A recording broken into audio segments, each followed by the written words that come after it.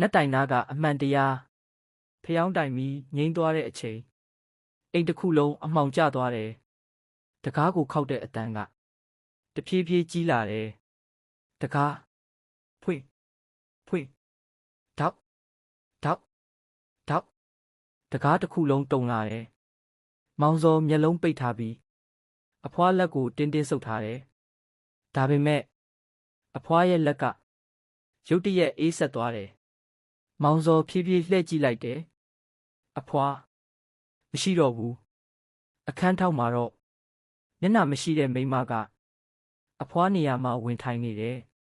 ရေစက်တွေတဖြည်းဖြည်းကျနေတယ်ပြီးတော့သူမလက်ညှိုးကိုဖြည်းဖြည်းထောင်လိုက်တယ်အိမ်နောက်ကနတ်တိုင်ဘက်ကိုထက်ညွန်ပြတယ်မောင်စောစိတ်ထဲမှာတခုပဲဝင်လာတယ်ဒီဟာမပြီးသေးဘူးတကားကသူ့ဘာသာကြွီဆိုပြီးပွင့်သွားတယ်အပြင်မှာလေမတိုက်ပဲတစ်ပင်တွေလှုပ်နေတယ်နတ်တိုင်နားမှာတော့မီးအိမ်နီနီလေးတစ်လုံးလင်းနေတယ်မောင်စောခြေထောက်တုံတုံနဲ့ရှောက်သွားတယ်နတ်တိုင်အောက်ရောက်တဲ့အချိန်မြေကြီးကဆိုနေတယ်ရေနက်မဟုတ်ဘူးအနံ့ဆိုးကြီးတစ်ခုပြီးတော့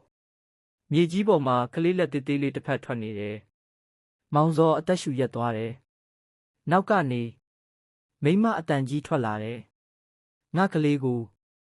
ပြန်ပေးမောင်စောဖြည်းဖြည်းလှည့်ကြည့်လိုက်တယ်ဒီတစ်ခါမိန်းမမှာမျက်နှာရှိလာပြီဒါပေမဲ့မျက်လုံးနှစ်ဖက်လုံးမရှိဘူးပါးစပ်ကနေရေမဲတွေစီးကျနေတယ်သူမကမောင်စောနားကို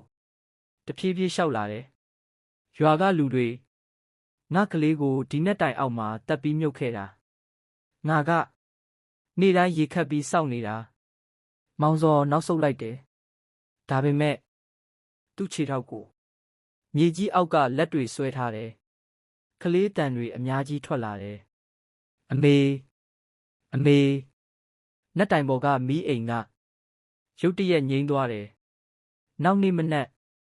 ရွာသားတွေမောင်စောကိုလိုက်ရှာကြတယ်နတ်တိုင်နားမှာတော့ရေပုံးတစ်ပုံးပဲတွေ့တယ်ဒါပေမဲ့ရေပုံးဘေးမြေဆူပေါ်မှာလက်နဲ့ရေးထားတဲ့စာတစ်ကြောင်းရှိတယ်ရေတစ်ခွက်လောက်